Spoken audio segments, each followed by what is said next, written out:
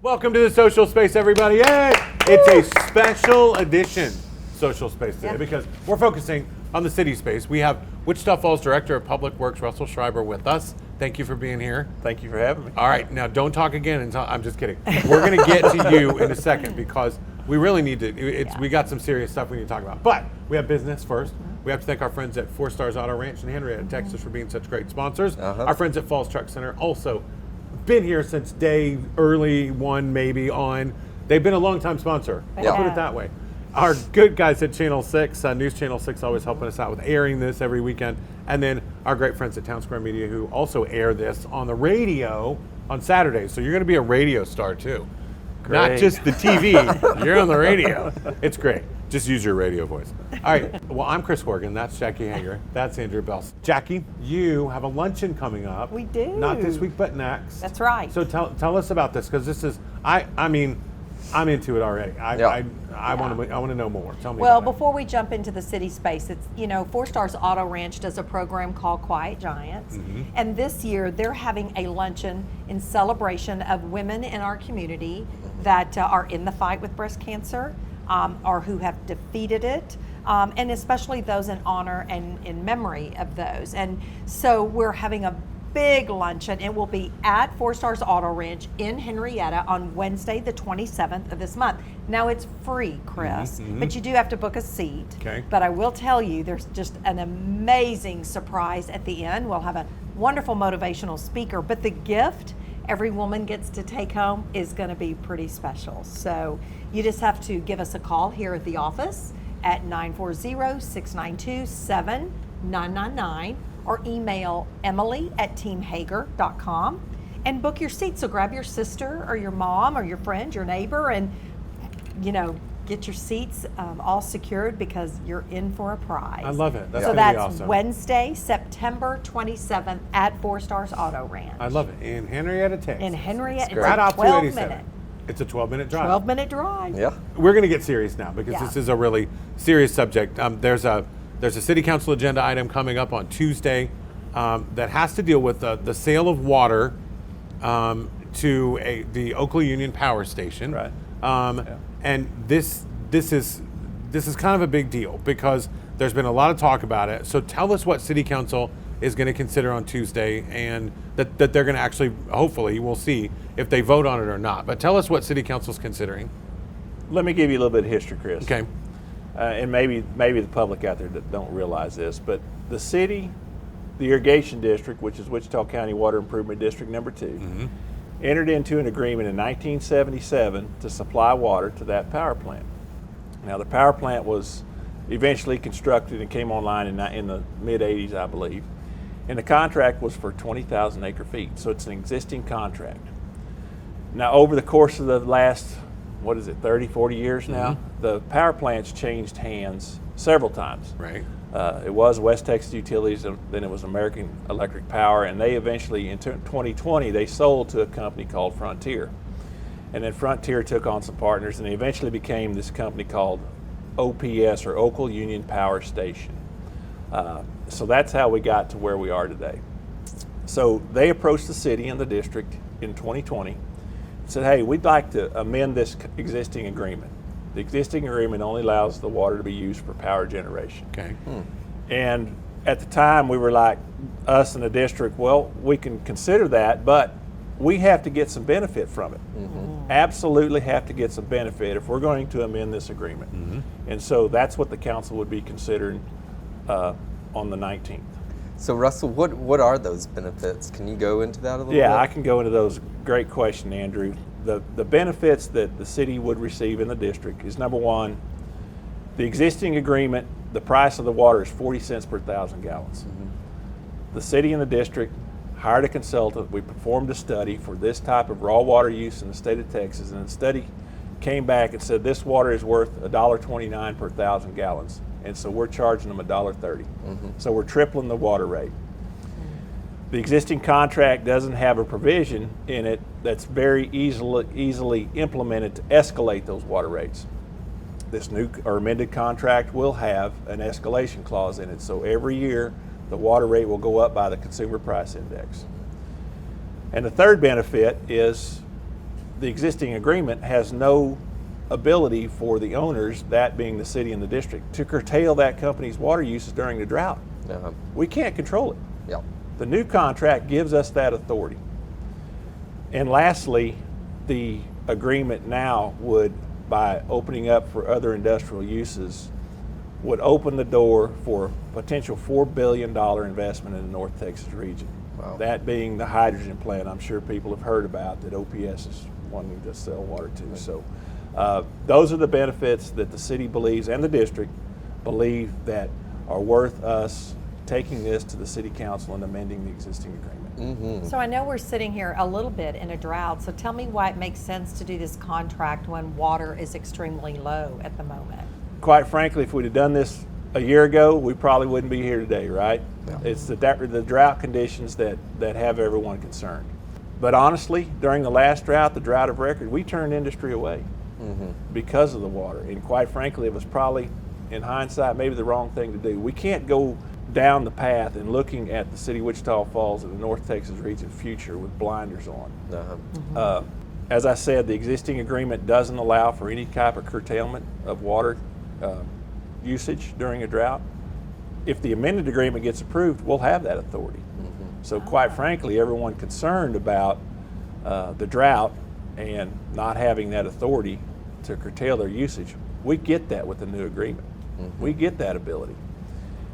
The power plant, the hydrogen plant, won't be built for 4 years. We're going to be 4 years further down the road. And I hope and pray we're out of this drought in 4 years. Yeah. But if we're not, the new agreement gives us that ability to curtail that use. Uh-huh. We don't have that ability today. So I can appreciate everyone's concern. I mean, but in the long run, I think that this is really ultimately the best option for the city. Yeah. And certainly the last thing you all want to do is put municipal water in jeopardy with this agreement, and you're not doing that because of a lot of factors that go into Lake Kemp, and the fact that, you know, when we'll talk about more of this after the break, but we don't use a lot of Lake Kemp water. No. And there's a reason why. We're going to talk about that when we come back. So stay right there, because this is really, really important. And there's been a lot of talk about this, and we want to get you the facts. So stay with us. We'll be right back. Clapping. Yeah. Clapping for water. We love water. At 4 Stars Chrysler Jeep Dodge Ram, we take pleasure in the simple things, like an easy, no-hassle buying experience, simple, transparent pricing, and the smile on the face of another lifelong customer.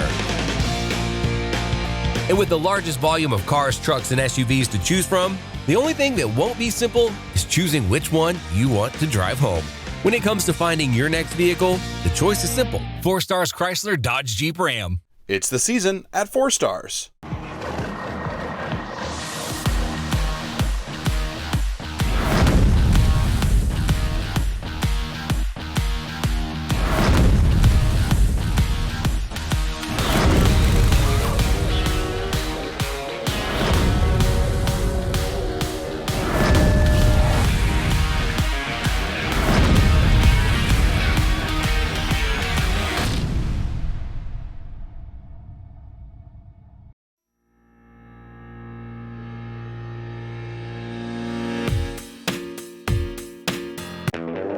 Four incredible radio stations. That's who we are. We are Town Square Media, and we bring the best of radio to the North Texas area. Wake up early with News Talk 1290. That's us. How about Kelly Raspberry on 92.9 NIN? Yep, that's us. Bringing you the best of country with 102.3 The Bull. That's us. And rocking it all day long with 106.3 The Buzz. That's us. We are Town Square Media, and we're proud to be a sponsor of the Social Space. Welcome back to the social space, better known as the city space today, because we are talking about water. Yep. And we are talking about a contract that is coming up before City Council on Tuesday that has to deal with water. Russell Schreiber joins us. He's the Director of Public Works for the City of Wichita Falls. And I want to remind everybody, the last drought of record we had was 2011 to 2015. During that time, Russell and Daniel Nix and a bunch of really smart people, along with them, they're also smart, came up with a reuse project that won awards, that was a big deal, that kept us, I think, saved us from being a lot worse off at the end of that thing before those rains came in May of 2015. So the same people still work for the city in public works and are still dealing with this drought that we've kind of started here that's kind of rearing its head. But I want everybody to know that these are the same people that saved us from the drought that are telling us now about how this contract works, and that, you know, you're not going to jeopardize anything. You saved us last time. So I just wanted to point that out. Okay. Let's talk about Lake Kemp for a second. It's Well, the same Chris, people. first of all, we just happen to be sitting. God saved us, but we just happen to be sitting in the chairs. Okay, There fair you enough. go. But God put it Amen. in you to come up with a reuse project, which is still saving us today after 10 billion gallons this spring going back into it. That's 2 years of water. Okay, so how about this? Let's talk about Lake Kemp, because this is really, that's the water source we're focusing on here. The city uses Lake Kemp, about 20% of it, for municipal use, all right? Why don't we use more of that? There's a reason, there's several reasons actually why we don't. Right, you're right, Chris. All the surface water in the state of Texas, to use that water, you have to have it what they call an adjudicated water right. Right. The state of Texas allows you to use a certain volume of water for municipal purposes. And in Lake Kemp, it happens to be 25,000 acre feet. Also in Lake Kemp, which we own it jointly with the irrigation district, there's 120,000 acre feet of adjudicated right for irrigation. Okay. There's 40,000 acre feet for industrial purposes, and some mining and some recreational purposes as well. The city of Wichita Falls has never used the full 25,000 acre feet that's adjudicated for us to be able to use, for several reasons. Number one is, when we built the RO plant in 2008, when you run that water through there, that water is so pure, it's more or less 2 hydrogens and an oxygen. And so when your water is that pure, it becomes very aggressive. It wants to grab elements from other parts. So we have to restabilize that water before we can actually discharge it into the distribution system. We don't want it eating up our 100-year-old city cast iron mains. We don't want it eating up people's plumbing fixtures. So it has to be restabilized. So that limits us on how much of that water we can actually Right. use. And lastly, it's expensive to treat. Yeah. It's 4 or 5 times more expensive to treat that water than it is to treat Lake Arrowhead and Lake Kickapoo water. And we didn't even use Lake Kemp the last 2 years of the drought last time, right? Because it was so low Right. and so salt heavy that it just wouldn't go through. Right. That's amazing. Yeah. So Russell, I want to go back to the contract. This money will eventually benefit the citizens of Wichita Falls, correct? Absolutely, Andrew, Okay. it will. You know, the water funds is an enterprise fund, which means it's funded by the user fees, which means that any revenue generated from the sale of water stays in that fund. And so that additional revenue that we would see potentially, I mean, if the hydrogen plant gets built, would go toward future supply projects, capital improvements. It helps control those future water rates that we all unfortunately have to pay for. Yeah. I thought Chris made a good comment earlier that we are really currently under a contract, correct? That is absolutely right. Yeah. What does that really Jackie. mean?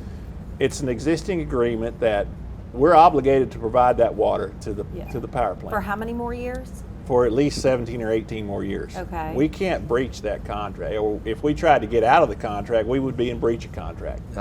And obviously subject to a lawsuit. So this is water that's already contractually obligated to the power plant. And what the contract does is it does broaden the use of that water, is what it does. So with the new contract, though, the rates, you mentioned at the beginning of the show that the rates go up. Can you reiterate that difference again? What did you say at the beginning? It triples. It triples. It triples today. By the time the power plant comes online, 4 years from now, that CPI clause gets applied to the contract, and today the rate's $1.30.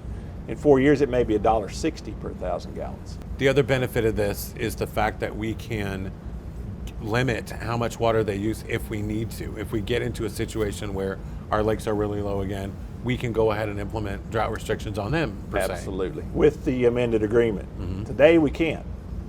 The existing agreement, I actually went back and reread it before I came down here. It does not have a provision in it to curtail their water use. The amended agreement gives us that authority. Yeah. Wow. All right. So it's protecting us. Right.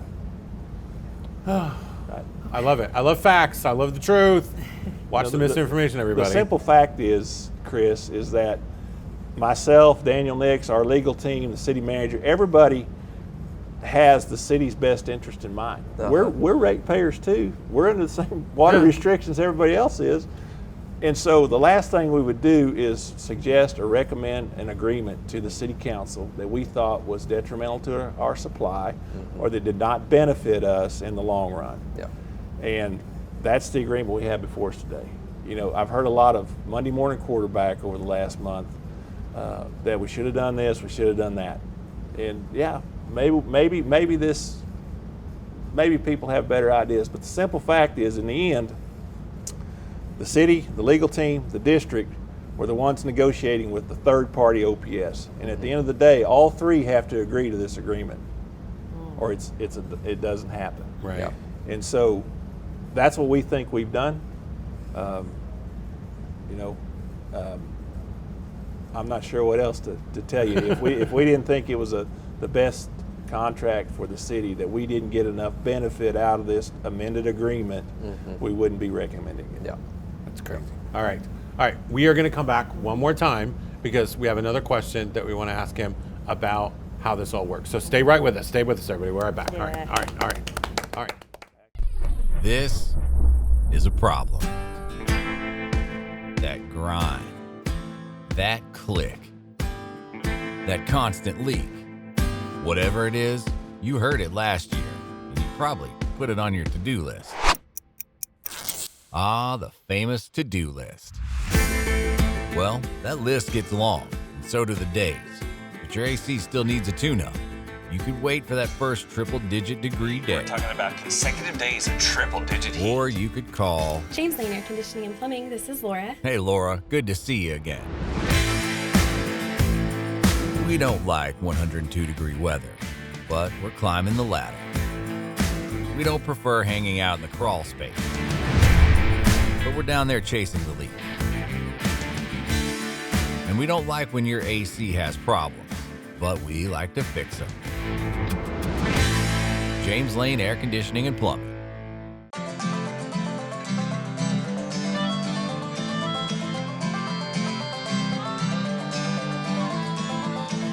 Fields are plenty, far as the eye can see. Rivers wide, rushing to the sea. Mountains high, reaching to the sky. This land we love, America.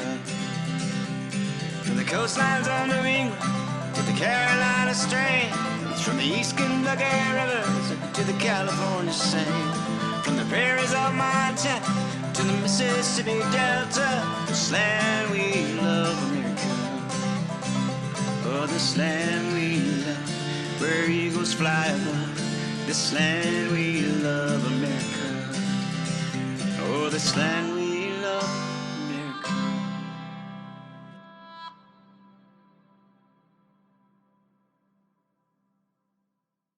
My name is Colby Pistacco. I'm your locally born and raised Medicare expert. Medicare can be confusing, but helping seniors find the right health insurance is what I do best. That's the Pistacco way. More personal, more thoughtful, more trusted.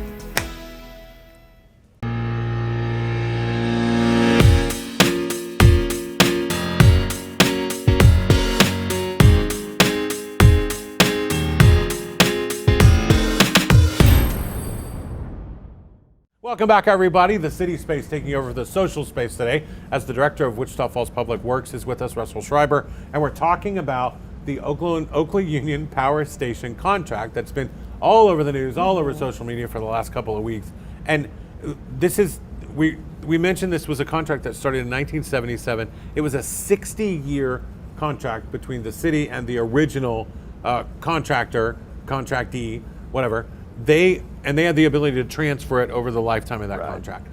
Right. The amended version of this contract, which would, by the way, would not expire for another 17, 18 years. This is just amending that contract. Will run for 40 years. It's a 40-year term. There's a reason, a very logical reason, why it's 40 years, because a lot of people have said the contract term's too long. Tell us why it's 40 years. The two companies that are going to build a hydrogen plant asked for a 40-year agreement in order for them to secure their financing. They informed us, the city and the district, that their lenders needed a 40-year agreement to secure their financing. We have 30-year agreements with all of our wholesale customers now. So going to 40 years didn't seem like that big of a step to us, especially since the original agreement was for 60 years. So we didn't see that as a detrimental impact to the city or the district. That's good. Okay. So with all of the talk going around, what do you think the biggest misconception of this whole thing is? Jackie, I think it's the fact that this is a new agreement. It's not a new agreement. It's an amendment to an existing agreement. I think people's concerns and fears, they still remember that drought of 2011 through 2015.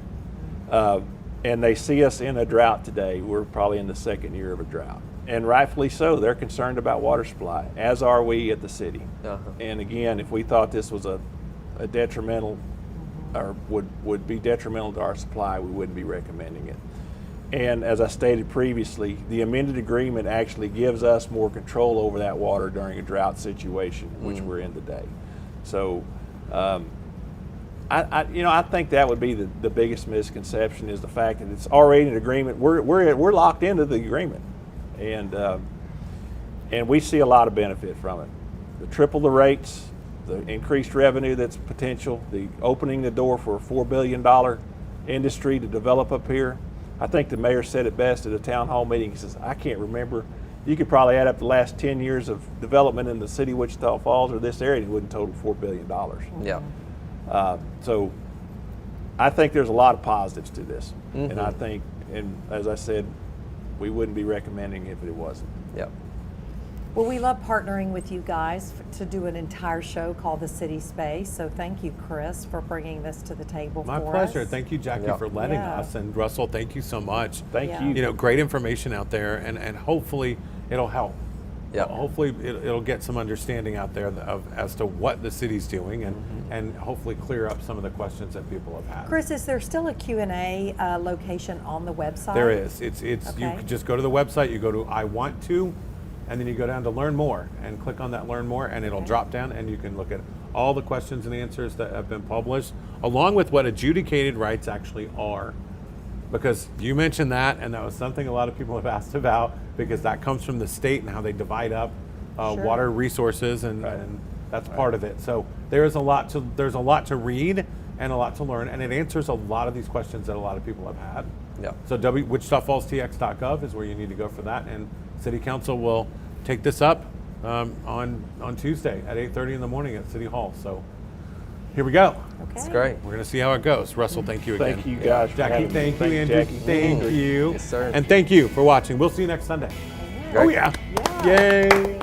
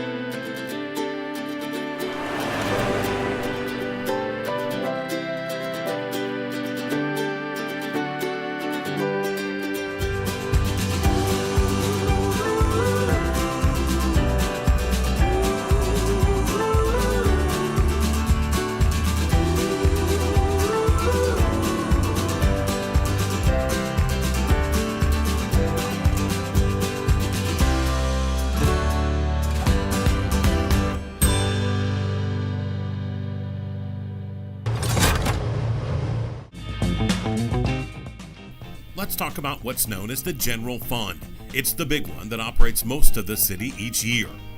City of Wichita Falls officials spend almost 8 months planning the budget each and every year to make sure your hard-earned tax dollars are utilized the way they're supposed to be.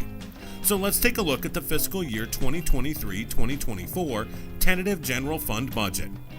The big number for the general fund is $98,525,716. That's the overall projected general fund revenue for the city of Wichita Falls. That revenue is up just over 7.5% from last year, thanks to higher interest rates that more than doubled last year's interest income. So let's take a look at where the city gets that money. About 80% of it comes from two sources: property tax and sales tax. The other roughly 20% comes from franchise fees, licenses, permits, interest income, and a few other sources. Now, how is that general fund money spent? Well, just over half of it goes to protect you and your property. Almost 51% is for public safety. The police department protects and enforces the law. The fire department is the first responder for medical emergencies and protects your property from fire. Just over 11% goes to keeping our streets safe and controlling traffic. And it's not just fixing potholes. City leaders allocate money each year to rehab old roads that need more than just a little bit of work. The other 30% of that revenue is spent on services that we've all come to know and expect in Wichita Falls, things like the health department, the library, the municipal court system, and so on. Generally speaking, get the pun? We hope this helps give you a general idea of how the general fund works.